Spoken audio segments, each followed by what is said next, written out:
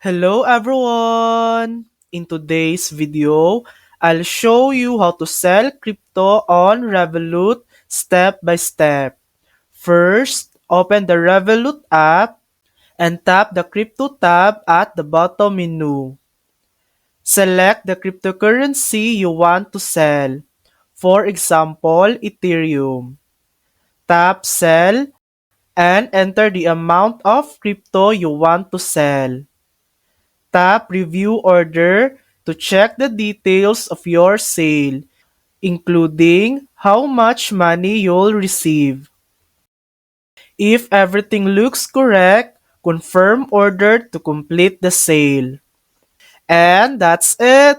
You've successfully sold crypto on Revolut. Thanks for watching! If this video helped you, please like and subscribe for more helpful tutorials.